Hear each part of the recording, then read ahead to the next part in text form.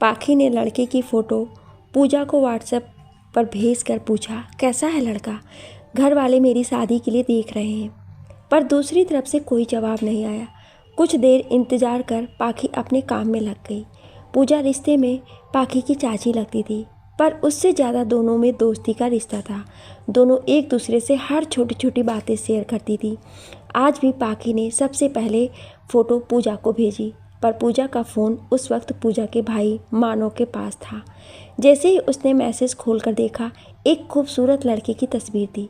उसे पता नहीं क्या सूझा, उसने लिख के भेज दिया, अच्छा नहीं है। और उसके बाद पाखी की प्रोफाइल खोलकर देखी और एक पल के लिए उसी में खो गया। जीन्स शर्ट और उस पे काले रंग का जैकेट पहनी दीवार पर पीठ टिकाए वो दूसरी तरफ देख रही थी। खूबसूरत तो वो थी ही, साथ ही स्टाइलिश भी। मानो बस आपलक उसे देखे गया। मानो उसे जानता था, लेकिन कभी बात नहीं की उससे, ना ही कभी आमना सामना हुआ कभी दोनों का। मानो ने पाखी का नंबर लेकर अपने फ़ोन में सेव किया और पाखी को मैसेज कर दिया, पर अनजान नंबर देखकर पाखी ने जवाब न देकर नंबर को ब्लैक लिस्ट में डाल दिया। अगले दिन पाखी पूजा के घर गई और लड़के के लिए पूछा तो पूजा ने कहा, लड़का अच्छा है, और मानो कि किए मैसेज की माफ़ी भी मांगी। पाखी खुश हो गई क्योंकि लड़का उसकी पसंद का था और वो घंटों पूजा से बात करती रही, फिर घर चली गई। पाखी शहर के सबसे बड़े हॉस्पिटल में काम करती थी। एक शाम पूजा का फ़ोन आया। उसने पाखी से पूछा, पाखी मुझे किसी हॉस्पिटल का नाम बताओ। पूजा काफ़ी घबराई हुई थी। पाखी ने उसे शांत करते हुए पूछा, क्या हुआ, आप बताओ तो सही, मैं कुछ करती हूँ। पूजा ने पाखी को बताया कि उसकी छोटी बहन की तबीयत बहुत ख़राब है और वो प्रेग्नेंट भी है। पिछले 5-7 दिनों से एडमिट है, लेकिन डॉक्टर ने उसे जयपुर ले जाने के लिए कह दिया है। मुझे तो कुछ समझ नहीं आ रहा मैं क्या करूं। पाखी ने कहा, आप टेंशन मत लो, सब ठीक हो जाएगा। कब जाना है जयपुर? पूजा ने अपने आंसू पोंछते हुए कहा, कल जाना होगा। पाखी ने कहा, ठीक है, मैं बात करके बताती हूँ आपको। कहकर फ़ोन रख दिया और अपनी जान पहचान के डॉक्टर से बात की। पूजा की बहन को स्वाइन फ्लू था और उसका बचना भी मुश्किल था। फिर भी सब उसे बचाने की आखिरी कोशिश कर रहे थे। शाम को जैसे ही पाखी ने पूजा को फ़ोन किया, वो ज़ोर ज़ोर से रो पड़ी और रोते हुए कहने लगी, पाखी मेरी बहन हम सबको छोड़कर जा चुकी है, वो अब इस दुनिया में नहीं रही। पाखी ने जैसे ही सुना अवाक रह गई। उसने पूजा को चुप कराते हुए पूछा, और उनका बच्चा?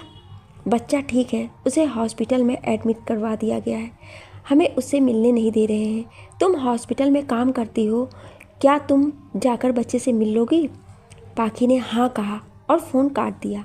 शाम को पाखी बच्चों के हॉस्पिटल पहुंची और वहां के डॉक्टर और स्टाफ से बात करके उसने बच्चे से मिलने की परमिशन भी ले ली। साथ ही वहां के स्टाफ को भी बच्चे का खास ख्याल रखने को कह दिया।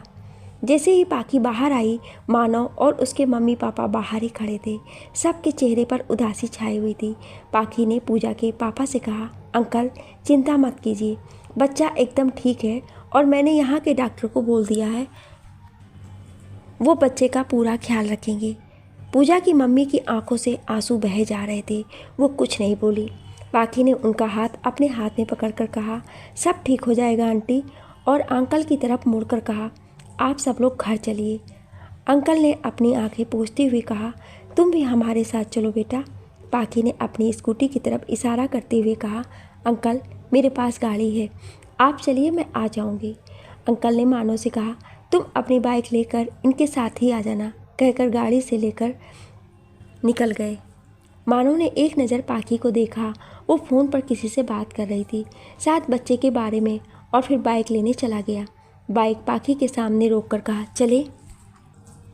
पाखी ने मुस्कुराकर स्कूटी की चाबी दिखाकर कहा, आप चलो मैं आती हूँ, कहकर अपनी स्कूटी लेने चली गई। मानो अपनी किस्मत को कोसने लगा और फिर पाखी की स्कूटी के पीछे अपनी बाइक लेकर चलने लगा। पाखी अपने घर चली गई। तभी पाखी के फ़ोन पर विनीत का फ़ोन आया। विनीत वही था जिससे पाखी की सगाई हुई थी। विनीत ने पाखी से गुस्सा होते हुए कहा, कहाँ हो तुम? ना फ़ोन का जवाब दे रही हो, ना मैसेज का, कहाँ बिजी हो? पाखी ने सारी बात विनीत को बताई तो उसने नॉर्मल होते हुए कहा, अच्छा ठीक है, अपना ख्याल रखना, बाद में बात करता हूँ, कहकर फ़ोन काट दिया। दिन भर की भाग दौड़ी में पाखी थक गई। खाना खाकर लेटती ही उसे नींद आ गई।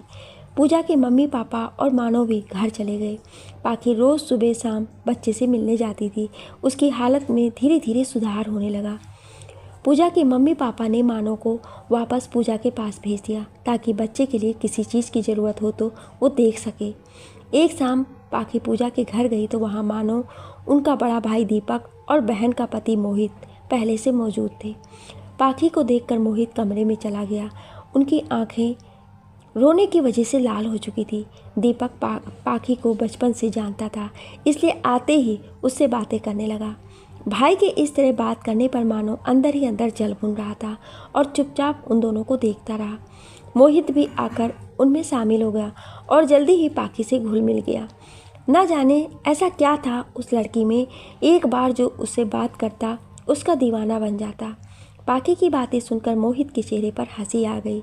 मोहित को मुस्कुराता देख पूजा ने पाखी को अपने पास बुलाया और कहा, पाखी तुम रोज़ कुछ देर के लिए यहाँ आ जाया करो। आज कितने दिनों बाद मोहित जी के चेहरे पर मुस्कान देखी है। मेरी बहन के जाने के बाद तो जैसे ये मुस्कुराना ही भूल चुके थे। कहकर पूजा ने आंखें नम कर ली। पाखी ने उसका हाथ अपने हाथों में लेकर कहा, जो हो गया सो हो गया। आप अगर ऐसे दुखी रहोगी तो बाकी सबको कौन संभालेगा। और आप बिल्कुल उदास मत हो, मैं भी तो आपकी बहन जैसी हूँ। कहकर पाखी वापस उन लोगों में शामिल हो गई। काफ़ी देर तक सब हंसी मजाक करते रहे। दीपक को वापस जाना था इसलिए वो चला गया और मानो और मोहित वहीं रुक गए। पाखी भी अपने घर आ गई। अगले दिन पाखी बच्चे से मिलने गई तो वो पूरी तरह ठीक हो चुका था और डॉक्टर ने उसे 2 दिन बाद घर ले जाने की परमिशन दे दी। पाखी को खुशी हुई। उसने पूजा को फ़ोन करके बता दिया और ख़ुद अपने हॉस्पिटल चली गई। 2 दिन बाद पूजा के मम्मी पापा घर आए और बच्चे को घर ले आए। उन्होंने पूजा से पाखी को घर बुलाने को कहा। पूजा ने पाखी को फ़ोन किया तो वो सो रही थी। उसने नींद में ही कहा, हाँ क्या हुआ। पूजा ने डांट लगाते हुए कहा, महारानी जी दोपहर के 12 बज रहे हैं और तुम अब तक सो रही हो। मम्मी पापा आए हुए हैं, तुम्हें बुला रहे हैं, जल्दी आ जा। आज पाखी की शाम की ड्यूटी थी इसलिए पाखी देर तक सो रही थी। वो जल्दी से उठी और बाथरूम की तरफ गई। नहाकर तैयार होकर पूजा के घर पहुंची। अंकल आंटी के पैर छूकर वहीं उनके पास बैठ गई। पाखी के आते ही मोहित और मानो भी वहीं आकर बैठ गए। मानो की नज़र बस बार बार पाखी पर चली जाती। वो उसे इतने प्यार से देख रहा था कि उसे ये भी पता नहीं चला कि अंकल उसे देख रहे हैं। और पाखी उन दोनों से बेखबर आंटी से बातें करने में लगी थी। पूजा किचन में सबके लिए खाना बनाने में बिजी थी। कुछ देर बाद वो भी रूम में आ गई। तभी अंकल ने कहा, पूजा बेटा चाय पीने का मन कर रहा है। पूजा उठने लगी तो पाखी ने उसका हाथ पकड़कर उसे वापस बैठा लिया और कहा, आप बैठो, मैं बना कर लाती हूँ। और ख़ुद चाय बनाने किचन में चली गई। उसके जाते ही अंकल ने मानो को अपने पास बुलाया और मानो और मोहित दोनों से कहा, क्यों बेटा घर कब चलोगे। मोहित ने कहा, आपके साथ ही चलेंगे। पर मानो ने कुछ दिन और रुकने को कहा तो अंकल मान गए। कुछ ही देर में पाखी सबके लिए चाय बनाकर ले आई और एक कप अंकल की तरफ बढ़ाते हुए कहा, ये लीजिए आपकी फीकी चाय। अंकल ने उसे हैरानी से देखा और कहा, तुम्हें कैसे पता मुझे फीकी चाय पीनी है। पाखी ने मुस्कुराते हुए कहा, पूजा चाची ने हमें बताया था कि आपको डायबिटीज़ है तो आपको मीठी चाय कैसे देती। अंकल ने प्यार से अपना हाथ पाखी के सर पर रख दिया। मानो अंदर ही अंदर सोचने लगा, कितना ख्याल रखती है ये सबका, भला इससे अच्छा कोई और हो सकता है। और मुस्कुराने लगा। पाखी और पूजा किचन में चली गई। चाय पीकर अंकल ने आंटी से कहा, ये लड़की इतनी अच्छी है, मैं सोच रहा हूँ अपने मानो की शादी हम इससे कर दें। सबका कितना ख्याल रखती है और है भी बिल्कुल सीधी सादी। तुम्हारा क्या ख्याल है। लड़की तो अच्छी है और मुझे तो बहुत पसंद है और मनु के लिए मुझे ऐसी लड़की चाहिए थी जो इसे संभाल सके। अपने पापा की बात सुनकर मानो का मन किया कि अपने पापा का मुंह चूम ले, पर खुद पर काबू पा लिया उसने और चुपचाप उनकी बातें सुनने लगा। मानो पाखी को पसंद करने लगा था। तभी पाखी कमरे में आई तो अंकल ने उसे बैठने को कहा। पाखी उनके पास बैठ गई तो वो कहने लगी, बेटा मैं सोच रहा हूँ आपको हमेशा हमेशा के लिए अपने घर ले जाऊँ। पाखी को कुछ समझ नहीं आया तो वो मासूमियत से सबका मुंह देखने लगी। तब आंटी ने कहा, तुम हमें बहुत अच्छी लगी। हमारे मनु की शादी हम तुमसे करने की सोच रहे हैं। पाखी ने सबको घूर कर देखा और फिर ज़ोर ज़ोर से हंसने लगी। सब उसे देखने लगे। उसने अपनी हंसी रोकते हुए कहा, अंकल, इनकी और मेरी शादी इस जन्म में तो पॉसिबल नहीं है, क्योंकि मेरी सगाई हो चुकी है, और वैसे भी ये तो मुझसे 3 साल छोटे हैं।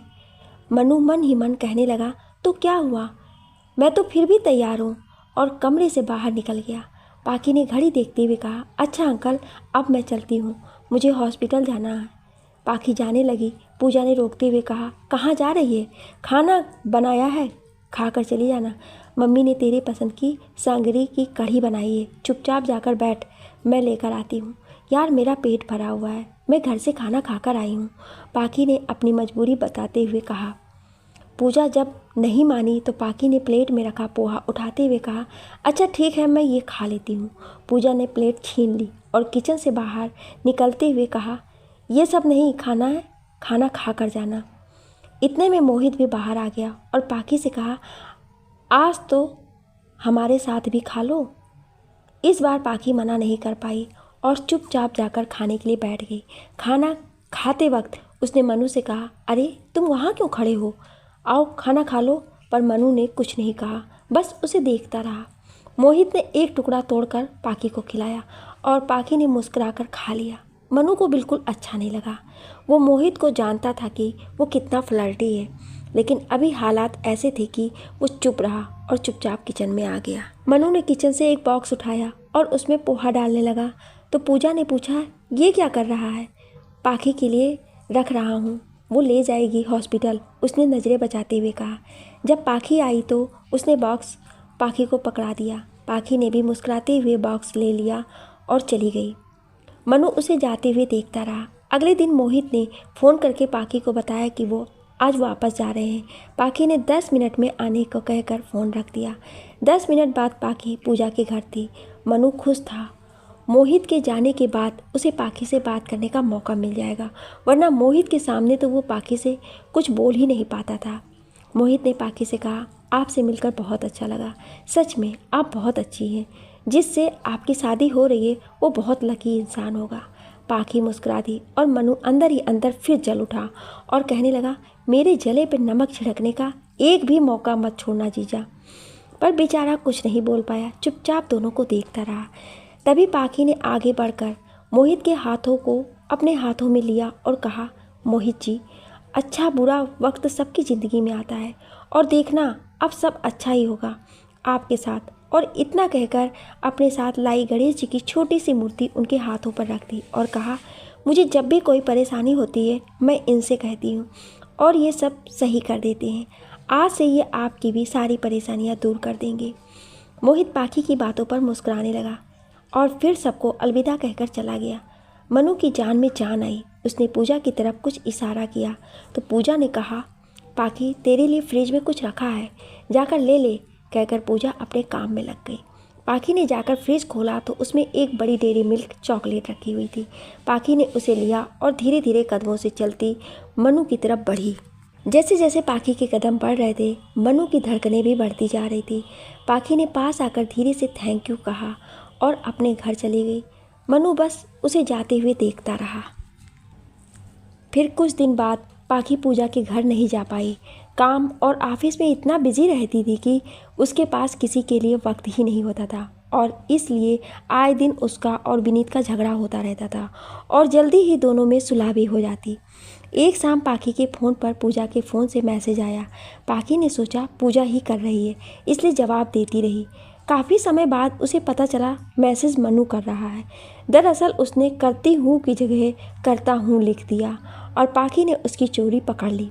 फिर उसने भी मान लिया कि मैसेज वही कर रहा है। पाखी के पूछने पर उसने बताया कि पाखी ने उसका नंबर ब्लॉक कर दिया था। पाखी ने उसका नंबर अनब्लॉक किया और फिर कुछ देर दोनों में बातें हुई और फिर दोनों ही नींद के आगोश में थे। कुछ दिन बाद पाखी शाम को पूजा के घर गई।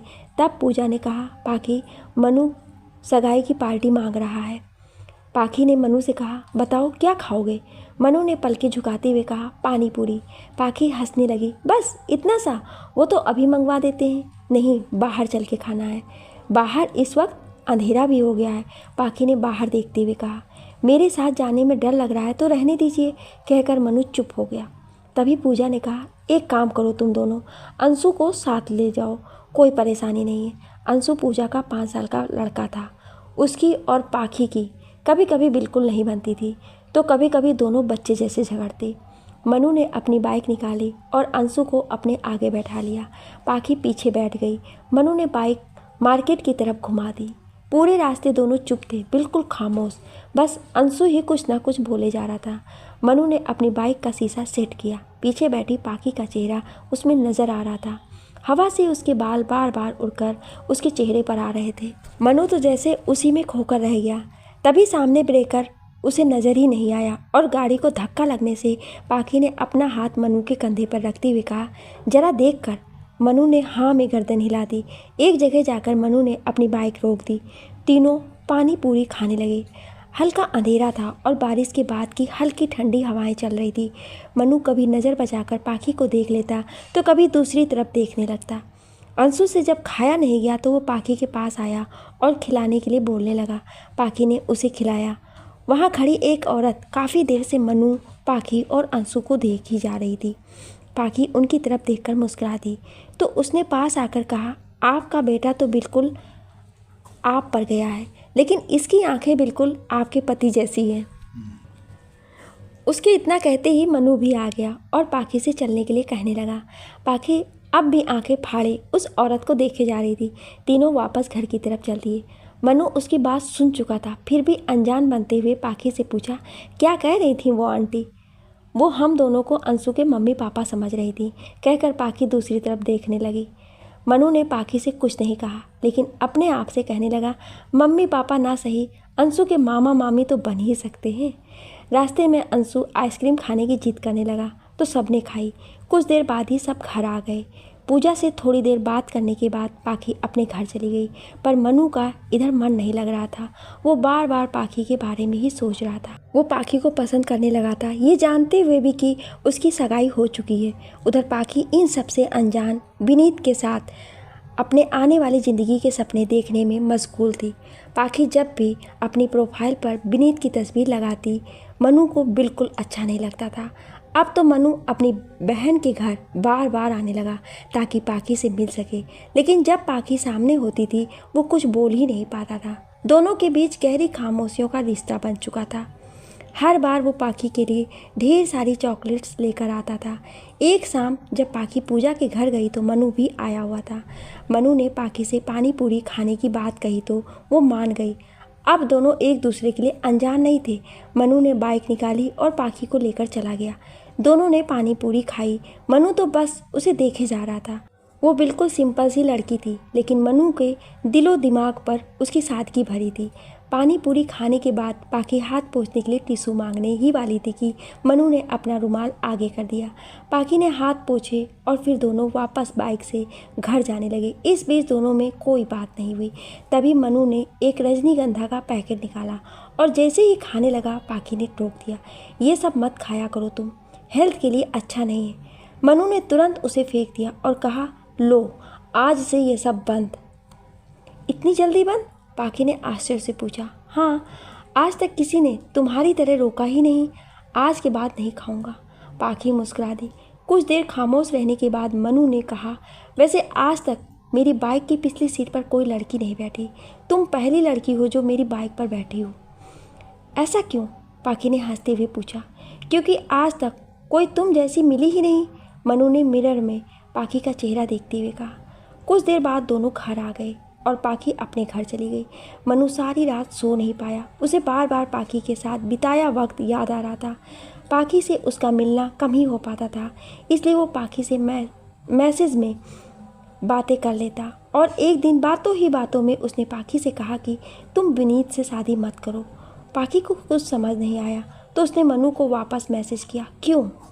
बस मत करो, वो तुम्हारे लायक नहीं है। तुम होते कौन हो ये सब कहने वाले? हमारी सगाई हो चुकी है और शादी होने वाली है, जानता हूँ, पर मुझे वो पसंद नहीं है। तुम्हारी पसंद से मुझे क्या करना है मनु? और आज तुम ये अजीब बातें क्यों कर रहे हो? क्योंकि मैं तुम्हें पसंद करता हूँ। ओके, लेकिन विनीत मुझसे प्यार करते हैं और शायद मैं भी, हम दोनों अच्छे दोस्त बन सकते हैं। मनु ने कोई जवाब नहीं दिया। उसने पास रखी ब्लेड से अपने हाथ पर पी लिखा और फ़ोटो पाखी को भेज दी। पाखी ने जब फ़ोटो देखी तो बुरी तरह डर गई। उसने तुरंत मनु को फ़ोन किया और उसे डांटने लगी। ये क्या पागलपन है मनु, तुम्हारे हाथ से खून निकल रहा है, तुम ये सब क्यों कर रहे हो? मनु ने धीरे से कहा, मुझसे नहीं बर्दाश्त होता जब मैं तुम्हें उस इंसान के करीब देखता हूँ। पाखी ने काफ़ी देर तक मनु को समझाया और उसके बाद फ़ोन रख दिया। नींद पाखी की आंखों से कोसों दूर थी। उसे समझ नहीं आ रहा था कि आखिर मनु ने ऐसा क्यों किया। पाखी के कुछ वक्त के साथ को उसने गलत समझ लिया। पाखी अब मनु से दूर रहने लगी। वो ना उसके मैसेज का जवाब देती, ना पूजा के घर जाती। इधर मनु पाखी के लिए परेशान रहने लगा। उसे अपराध बोध था कि उसने पाखी का दिल दुखाया है, लेकिन वो उससे दोबारा नहीं मिल सका। कुछ दिन यूं ही गुजर गए। पाखी भी वो सब भूल गई।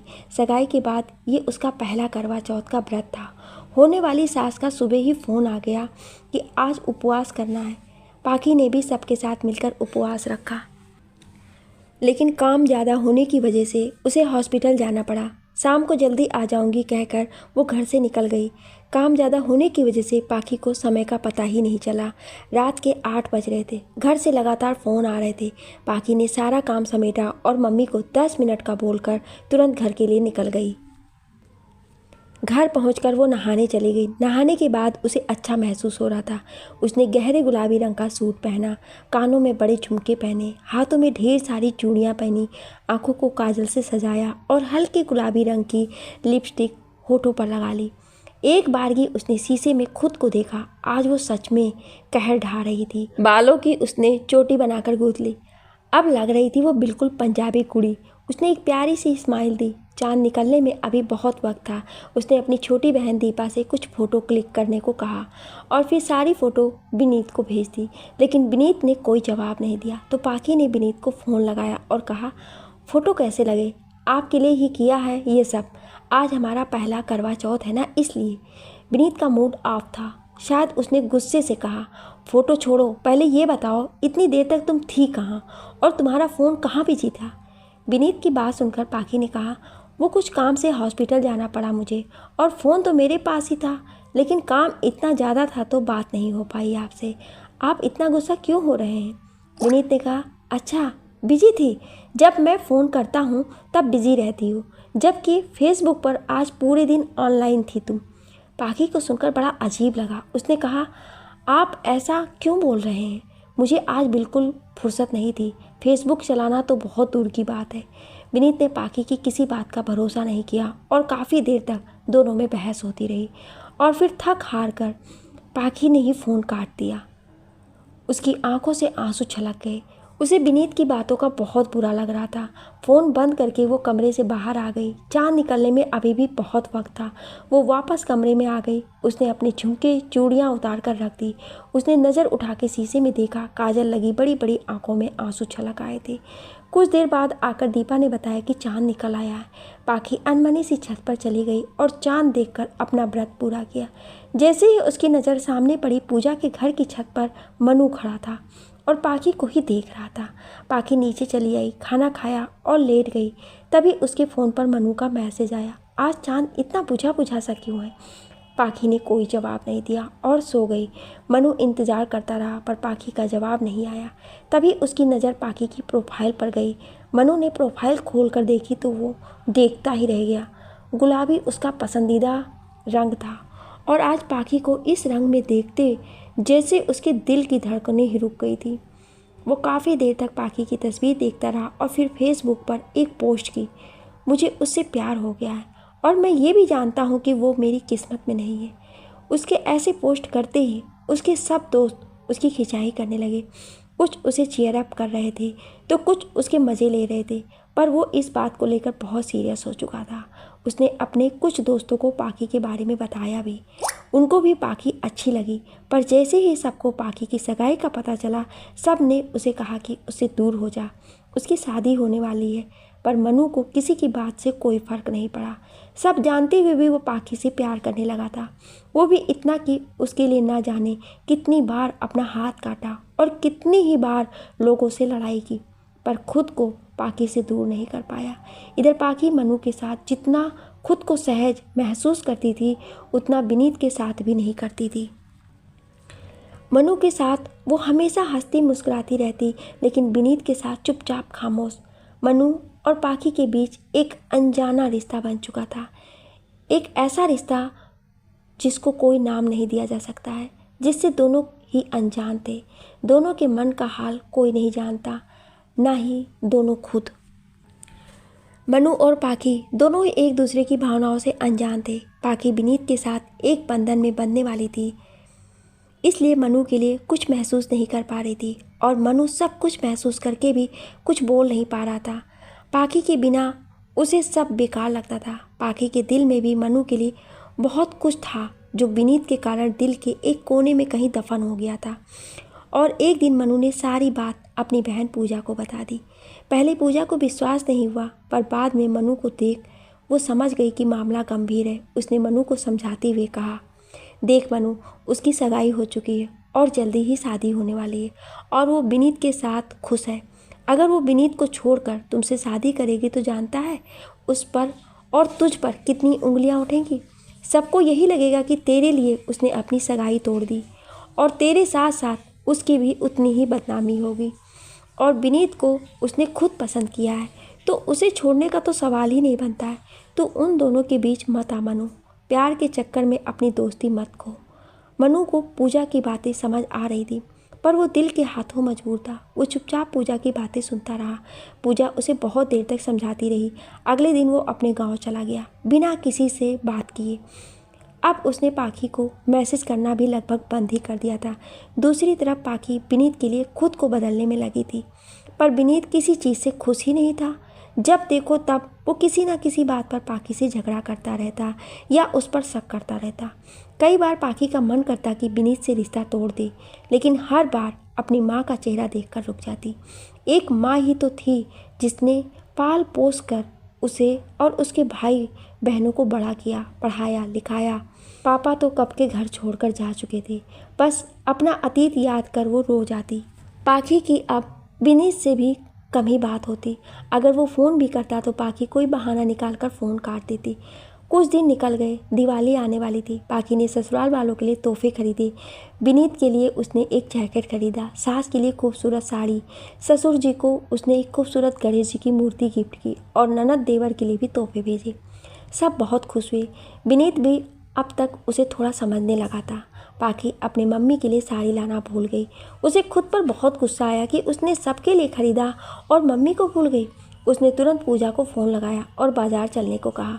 पूजा को भी काम था, इसलिए उसने शाम को चलने को कहकर फ़ोन काट दिया। शाम को पाखी वही गुलाबी सूट पहने पूजा के घर पहुंची तो चाचू को देख बोली, अरे आप यहाँ कब आए? रवि ने पाखी की पीठ पर प्यार से मुक्का मारते हुए कहा, तो मैं कहाँ जाऊँगा? पाखी उनके साथ बातों में लग गई। कहने को रवि पूजा का पति और उसका चाचू था, लेकिन पाखी और रवि दोनों बहुत मस्ती मजाक करते थे। मनु दूर खड़ा दोनों की बातें करते हुए देख रहा था। आज उसने उसका पसंदीदा रंग जो पहना था, एक बार फिर उसे पाखी पर प्यार आ गया, पर साथ ही पूजा की कई बातें भी याद आ गईं। तभी पूजा आई और पाखी का हाथ पकड़कर उसे खींचकर ले जाते हुए कहा, चल महारानी, बाकी बातें वापस आकर कर लेना। और दोनों चली गईं। अभी दोनों कुछ ही दूरी चले थे कि तभी एक कार आकर दोनों के आगे रुक गई। पूजा ने देखा तो गाड़ी में मनु और रवि थे। रवि ने दोनों को अंदर बैठने का इशारा किया। दोनों गाड़ी में बैठ गई। रवि ने कहा, हमने सोचा हम भी चलते हैं तुम लोगों के साथ। मनु ने गाड़ी मार्केट की तरफ मोड़ दी। कुछ ही देर में सब बाजार में थे। रवि, पूजा, मनु और पाखी दुकान के अंदर गए। दुकान वाले ने सबको फर्स्ट फ्लोर जाने को कहा। सभी ऊपर गए, लेकिन मनु ऊपर जाकर सीढ़ियों में ही रुक गया। पाखी ने देखा तो पूछ लिया, तुम ऊपर नहीं आओगे? मनु ने धीरे से कहा, तुम लोग देखो। पाखी रवि और पूजा के पास चली गई। फिर सब साड़ियाँ देखने लगे। पाखी ने नारंगी रंग की साड़ी मम्मी के लिए पसंद की और पूजा ने भी कुछ साड़ियाँ खरीद ली। तभी रवि ने कहा, पाखी तू भी अपने लिए साड़ी खरीद ले। पाखी ने कुछ साड़ियाँ देखी, लेकिन उसे समझ नहीं आ रहा था कि वो बस देखे जा रही थी। जब कुछ समझ नहीं आया तो उसने अपनी गर्दन झुका ली। तभी उसके फ़ोन पर एक मैसेज आया, वो पिंक वाली ले लो, अच्छी लगेगी तुम पर। मैसेज मनु ने भेजा था। पाखी ने जैसे ही पलकें उठाकर देखा, मनु सामने ही खड़ा था। मैसेज करने के बाद अनजान बन के खड़ा हो गया। पाखी ने पिंक वाली साड़ी अपने लिए पैक करवा ली। रवि और पूजा बिल देने चले गए, तभी पाखी के फ़ोन पर एक मैसेज और आया। क्या तुम मुझे अपना कुछ वक्त दे सकती हो? मुझे आज तुम्हारा कुछ वक्त चाहिए, अकेले। अगर तुम्हें मुझ पर भरोसा हो तो ही हाँ कहना। इस बार भी मैसेज मनु का था। पाखी ने कुछ देर सोचा और फिर मैसेज भेज दिया, ठीक है। मनु वहीं खड़े खड़े पाखी को देखता रहा। दोनों के बीच बात करने को ज़्यादा कुछ नहीं होता था, बस गहरी खामोशियों का रिश्ता था दोनों के बीच। कुछ देर बाद पूजा और रवि आ गए और सब आकर गाड़ी में बैठ गए। तभी पाखी ने कहा, चाचू मुझे बर्फ़ का गोला खाना है।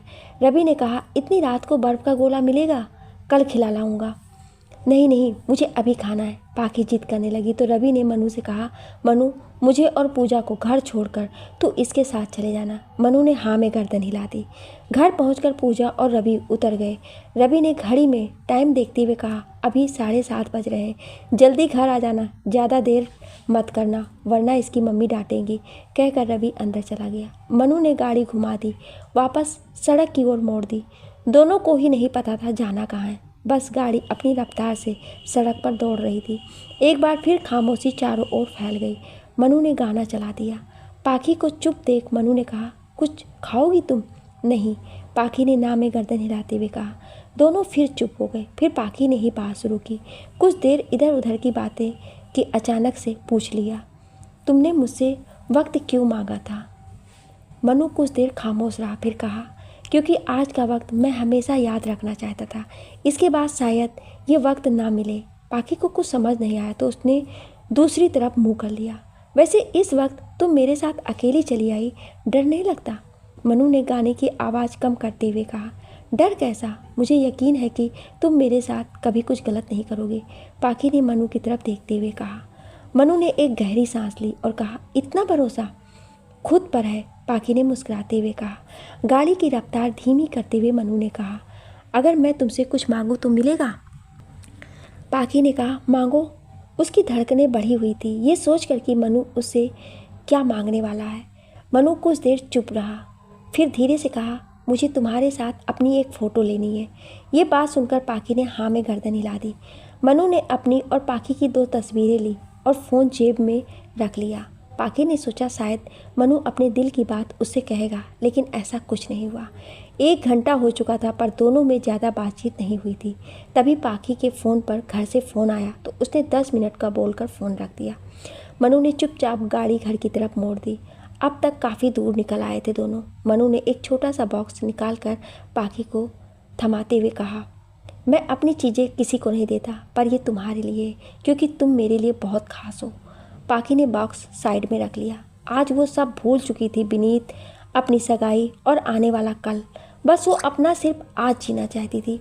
मनु भी जानता था कि वो आज आखिरी बार उसके साथ है, इसके बाद वो पाखी से दूर हो जाएगा। चाहता था उस पल को, उस वक्त को वहीं रोक ले, पर नहीं रोक सका। दोनों के दिल में बहुत कुछ था, पर दोनों ही एक दूसरे से कुछ नहीं कह पाए। बस खामोशी से दोनों एक दूसरे को नज़र बचाकर देख रहे थे। मनु की आंख से एक आंसू छलक आया। मनु ने तुरंत पोंछ लिया। वो कमज़ोर पड़ना नहीं चाहता था। पाखी समझ गई। उसने धीरे से पूछा, तुम रो रहे हो? नहीं, आंख में जलन हो रही है, उस वजह से। मनु सफ़ेद झूठ बोल गया। पाखी खामोशी से मनु को देखे जा रही थी। उधर मनु के दिमाग में बस बार बार पाखी से दूर जाने का ख्याल आ रहा था।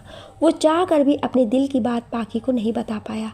इस कसमकस में गाड़ी घर पहुंच गई, पर दोनों अंदर ही बैठे रहे। मनु ने देखा अब तक जो पाखी खुश थी, अब अचानक से उसके चेहरे पर उदासी और मायूसी छा गई थी। मनु चुपचाप गाड़ी में बैठा रहा। अचानक पाखी ने मनु को गले लगाना चाहा तो मनु ने रोक दिया। पाखी गाड़ी से उतरकर बाहर आ गई। मनु उसके पीछे पीछे चल पड़ा और खुद से कहने लगा, सॉरी पाखी, आज अगर तुम्हें नहीं रोकता तो शायद खुद को कभी नहीं रोक पाता। तुम्हें प्यार करने से कोशिश करूँगा कि तुम्हारी ज़िंदगी में वापस ना आने की। ये सब मैं तुम्हारी खुशी के लिए कर रहा हूँ। पाखी अपने घर जा चुकी थी। मनु उसे जाते हुए देखता रहा। उस रात दोनों ही नहीं सो पाए। उस रात के बाद जैसे सब बदल गया। मनु ने खुद को पाखी से दूर कर लिया था। वो जानबूझकर खुद को पाखी की नज़रों में गिराने लगा। जानबूझकर उसे नज़रअंदाज करने लगा। पाखी जानती थी कि वो जानबूझकर ये सब कर रहा है, पर कभी उसे कुछ कहा नहीं और अपने काम और विनीत में बिजी हो गई। कुछ महीने निकले। पाखी और विनीत के बीच अब भी बहस कई बार हो जाती, पर कहीं ना कहीं प्यार शामिल था उनके रिश्ते में भी। पाखी से दूर होने के बाद भी मनु पाखी की पूरी जानकारी रखता था। मार्च में पाखी ने अपनी नौकरी छोड़ दी क्योंकि अप्रैल में उसकी शादी की तारीख तय हो गई थी और अप्रैल का पूरा महीना वो अपने परिवार के साथ बिताना चाहती थी। नौकरी छोड़ने के बाद वो शादी की तैयारियों में लग गई। चाचा चाची जी को कितने सालों से नाराज़ थे। पाखी की शादी तय होते ही सब मान गए और खुशियों में शामिल हो गए। हंसते खेलते दिन हवा के जैसे गुजरते जा रहे थे। पाखी इन सब पलों को अपने कैमरे में कैद किए जा रही थी। ससुराल जाकर उसे ये वक्त बहुत याद आने वाला था। पाखी ने अपनी शादी का कार्ड मनु को भिजवाया और उसके पापा को भी फ़ोन करके आने को कहा, पर पाखी की शादी के वक्त वो विदेश में थे। खुद तो नहीं आ पाए, लेकिन पाखी के लिए ढेर सारे तोहफे भेजे। पाखी ने जब मनु को आने के लिए फ़ोन किया तो उसने कहा, शादी वाले दिन फ़ोन करोगी तो ही आऊँगा। और फिर जल्द ही शादी का दिन भी आ गया। पाखी ने सुबह उठते ही सबसे पहले मनु को कॉल किया और शादी में आने को कहा। मनु ने हाँ बोलकर फ़ोन काट दिया। घर के सारे लोग शादी की तैयारियों में लगे थे और फिर धीरे धीरे सब शादी वाली जगह चले गए। घर पर सिर्फ पाखी और उसकी बुआ की लड़की को छोड़ दिया। दोनों घर पर ही रुक गई। मनु भी सब लोगों के साथ शादी वाली जगह पर ही था। पाखी जब उसे कहीं नहीं दिखाई दी तो उसने मैसेज किया, कहाँ हो तुम? घर पर हूँ दीदी के साथ, तुमसे मिलने आ सकता हूँ? हाँ आ जाओ, कोई परेशानी नहीं है। मनु कुछ ही पल बाद पाखी के सामने था। पाखी सीढ़ियों में बैठी थी और उसके पास बैठी दीदी फ़ोन में लगी हुई थी। मनु को जब बैठने के लिए कोई जगह नहीं मिली तो पाखी साइड में खिसक गई और मनु को अपने पास बैठने का इशारा किया। दोनों खामोश थे।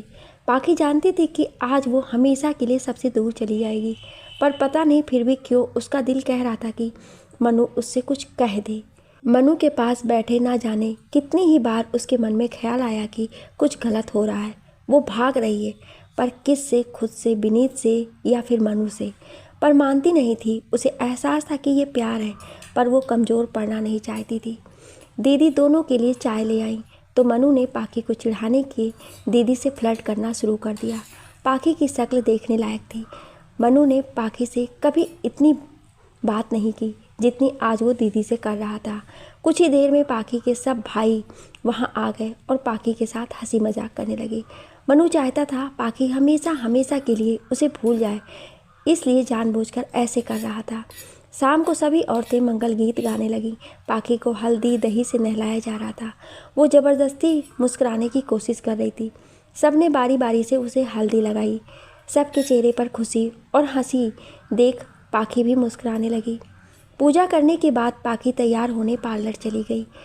मनु जनवासे में ही था। वो स्वागत की सब तैयारी देखने में लगा था। फिर शाम को घर चला गया और तैयार होने लगा। आज उसने पाखी की गिफ्ट की हुई शर्ट पहनी थी। एक नज़र खुद को शीशे में देखा और पूजा के साथ भारी मन से पाखी के घर चला गया। घर पर सब पाखी का ही इंतज़ार कर रहे थे। वो अभी तक आई नहीं थी। तभी दरवाजे पर एक गाड़ी आकर रुकी। दरवाज़ा खुलते ही पाखी उसमें से उतरी। लाल जोड़े में सजी पाखी बहुत खूबसूरत लग रही थी। पाखी की बहनें उसे अंदर ले आई। बारात आने में अभी वक्त था। सब पाखी को घेर कर खड़े हो गए और उसकी तस्वीरें लेने लगे। मनु बस पाखी को देखे जा रहा था। पाखी ने उसके पास आकर पूछा, कैसी लग रही हूँ? मनु ने उसकी आंखों में देखते हुए कहा, बहुत अच्छी। उसकी आंखें भर आई तो उसने चेहरा घुमा लिया। पाखी की सहेलियाँ और स्टाफ के लोग आ गए थे। पाखी उनकी तरफ चली गई और सब उसे शादी की बधाई देने लगे, पर उसकी नज़रें बार बार मनु को ही देख रही थी। पाखी पूजा के पास आकर खड़ी हो गई। पूजा खुश थी, पर कहीं ना कहीं मनु को लेकर दुखी भी थी।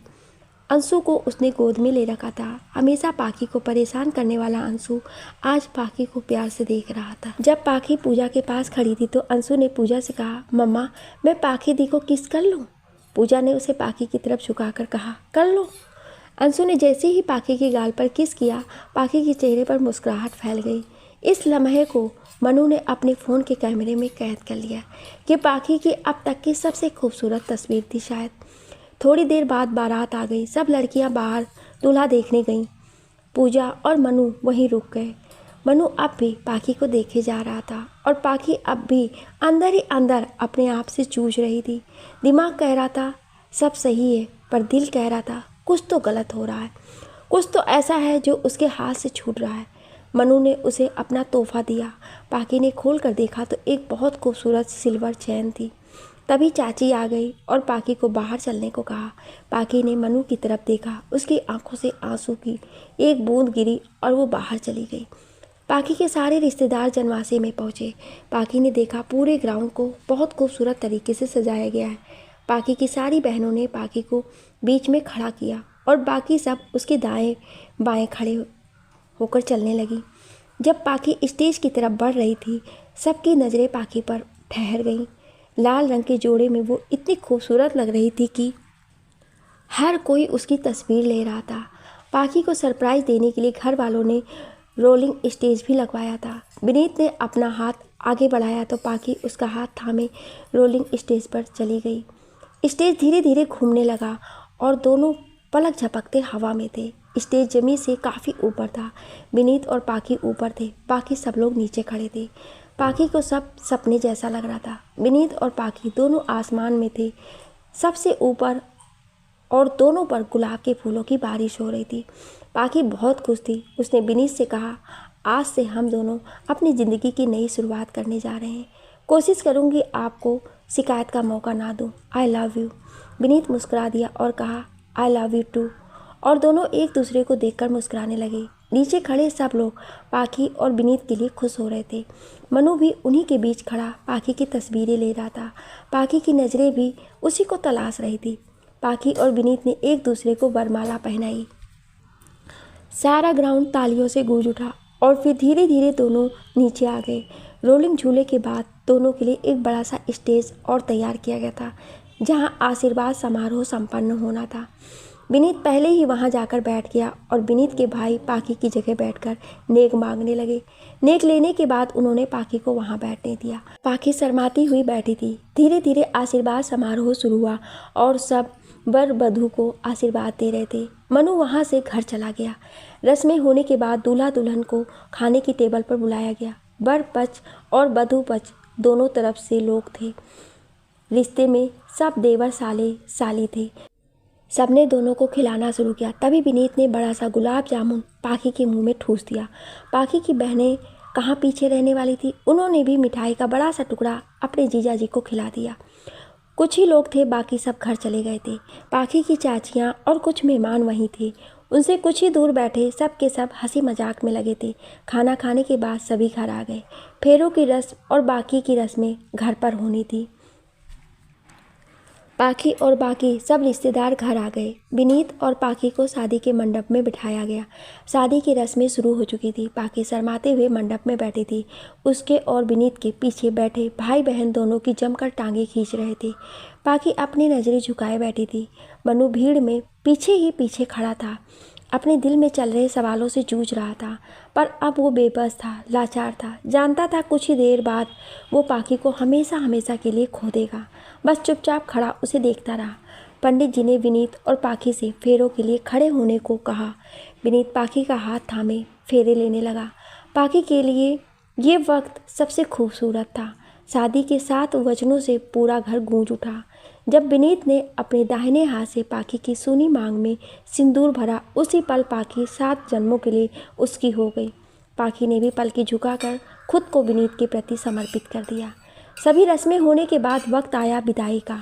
पाखी बहुत मजबूत लड़की थी, लेकिन आज इस मौके पर वो कमज़ोर पड़ गई और फूट फूट कर रोने लगी।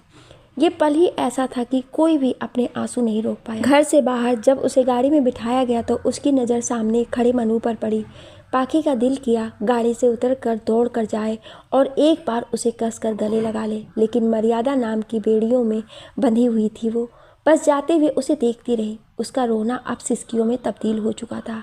पाखी के देवर उसे हंसाने की कोशिश करने लगे और फिर पाखी मुस्कुरा दी। पाखी के जाने के बाद मनु एक हारे हुए जुआरी की तरह घर की तरफ निकल गया। घर पर पूजा उसका इंतजार कर रही थी। अंदर जाते ही उसकी नज़र पूजा से मिली। मनु का उदास चेहरा देख पूजा समझ गई कि पाखी जा चुकी है। मनु खामोश खड़ा कुछ पल पूजा को देखता रहा और फिर उसके गले लगकर रोने लगा।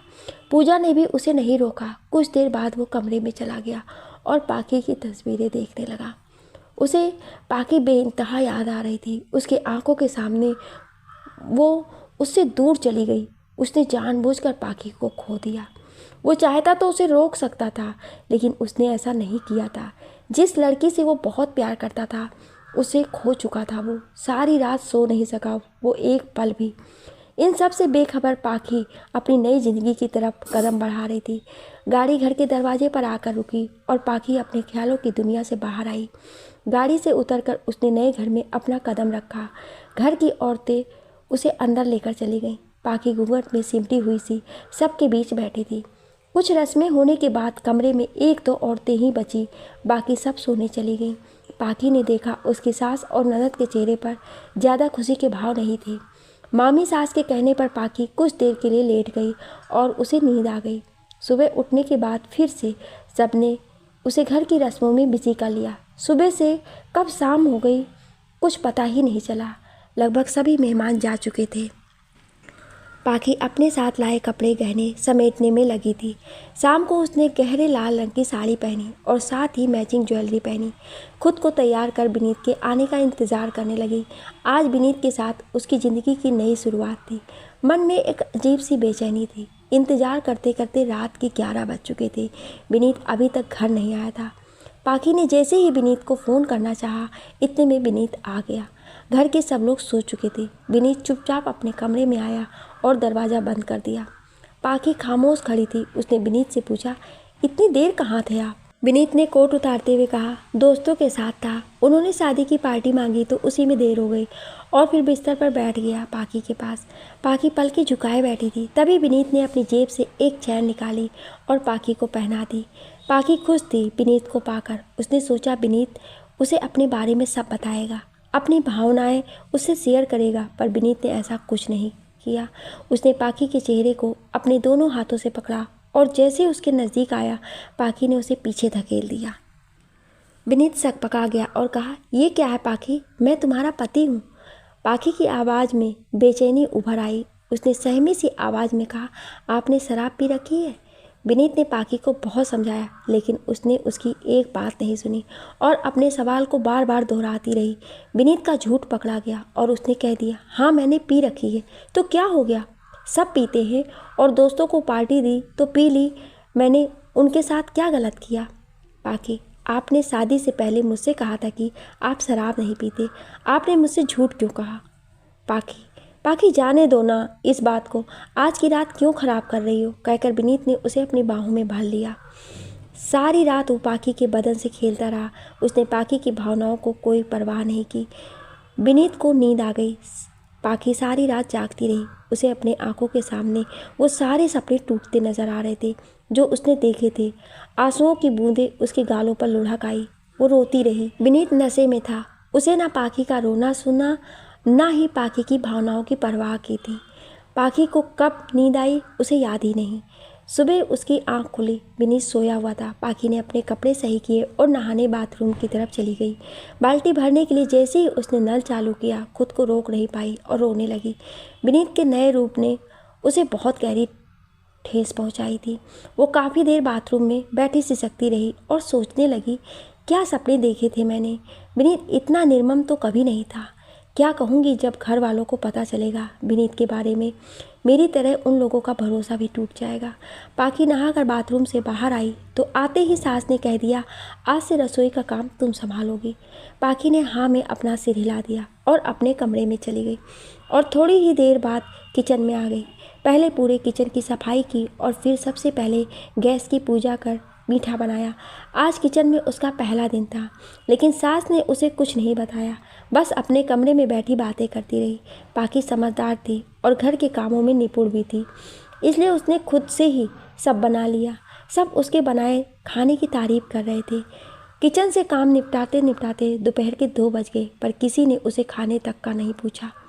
सब खा पी करके अपने अपने कमरे में थे। विनीत भी खाकर बाहर चला गया। पाखी अपने कमरे में आई और लेट गई। आज उसे भूख नहीं थी। सोचते सोचते आंसू की बूंदें आंखों के किनारे आ गई। दिन यूं ही गुजरने लगे। पाखी धीरे धीरे सबकी पसंद नापसंद जानने लगी थी। विनीत से भी उसकी बातचीत हो जाती थी, लेकिन झगड़े ज़्यादा होते थे। विनीत एक बिगड़ा हुआ इंसान था। छोटी छोटी बात पर शक करना, देर रात घर आना, शराब पीना उसके शौक थे। पाखी जब भी उसे बाहर जाने का पूछती तो झगड़ा पक्का होता। उस घर में वो किसी से कुछ नहीं कह सकती थी। विनीत उसकी कोई बात नहीं सुनता था। सास ससुर हर वक्त सिर्फ बेटे का पक्ष लेते थे। ननद तो सीधे मुंह बात तक नहीं करती थी। पाखी सारा दिन घर के कामों में लगी रहती। सास को पाखी पसंद नहीं थी। सिर्फ विनीत के लिए उसने पाखी की शादी उससे कराई थी। पाखी का सारा वक्त उस घर में काम करते हुए गुजर जाता। ना कोई उसे समझने वाला था, ना उसकी बातें सुनने वाला था। उसे घुटन सी होने लगी। एक शाम उसने विनीत से कहा, मैं फिर से नौकरी करना चाहती हूँ। अकेले पूरे दिन घर में बोर हो जाती हूँ। विनीत को पता नहीं क्या हुआ, उसने पाखी को तुरंत हाँ कह दी। पाखी खुश हो गई। अगले ही दिन से पाखी ने जॉब के लिए कुछ लोगों को मेल्स भेजे और जल्दी ही उसे प्राइवेट कंपनी में जॉब मिल गई। पाखी खुश थी। सुबह घर का काम करने के बाद वो ऑफिस जाती और शाम को वापस आ जाती। विनीत रोज़ उसे छोड़ने और वापस घर लाने का काम किया करता था। अब सब सही चलने लगा था। विनीत भी पाखी के साथ खुश रहने लगा था, लेकिन दोनों में अंडरस्टैंडिंग अब भी नहीं थी। विनीत को पाखी का बार बार रोकना टोकना पसंद नहीं था। पाखी के सवालों से वो झुंझला जाता और फिर दोनों में झगड़ा हो जाता। क्या आप इस कहानी का अगला भाग सुनना चाहते हैं? तो कमेंट में यस या नो ज़रूर लिखिएगा। Thank you.